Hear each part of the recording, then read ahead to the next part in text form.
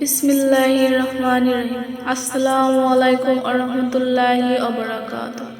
প্রিয় পর্দার আড়ালের মা ও বোনেরা, আশা করি আল্লাহর অশেষ মেহেরবানি ও দয়ার আপনারা প্রত্যেকেই ভালো আছেন। আজকের ভিডিওতে একটি গুরুত্বপূর্ণ বিষয় নিয়ে কথা বলবো ইনশাআল্লাহ। তাই সকল প্রিয় ভাই বোনদের নিকট অনুরোধ, ভিডিওটি শেষ পর্যন্ত দেখবেন। আশা করি এই ভিডিওটি যুবক যুবতী ভাই ও বোনদের জন্য খুবই উপকারী আসবে।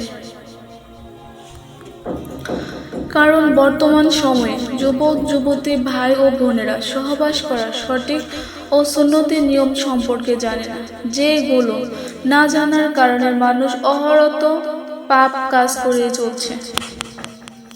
এর সঠিক পদ্ধতি ব্যবহার না জানার কারণে শিকার হচ্ছে অনেক রোগ ব্যাধি। সুতরাং আজকের এই ভিডিওটিতে স্ত্রী সহবাসের সঠিক ও সুন্নতি নিয়ম সম্পর্কে আলোচনা করব। সহবাসের সঠিক নিয়ম হলো, স্ত্রী নিচে থাকবে আর স্বামী থাকবে উপরিভাগে।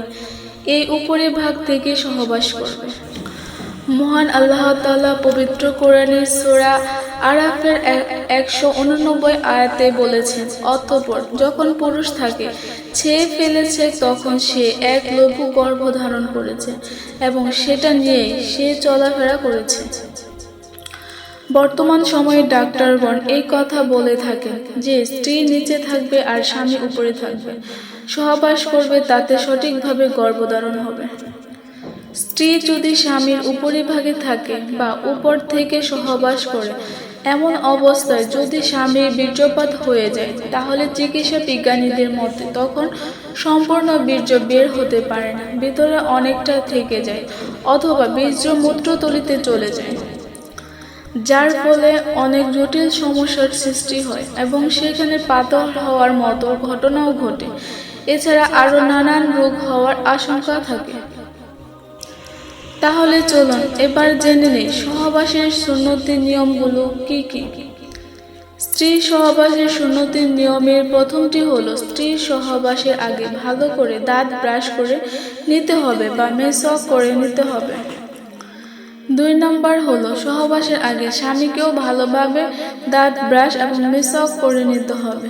বর্তমানে অনেক যুবক সিগারেট বা কোনো বদ নেশার সঙ্গে যুক্ত, তাই এভাবে স্ত্রীর কাছে যাওয়া ঠিক না।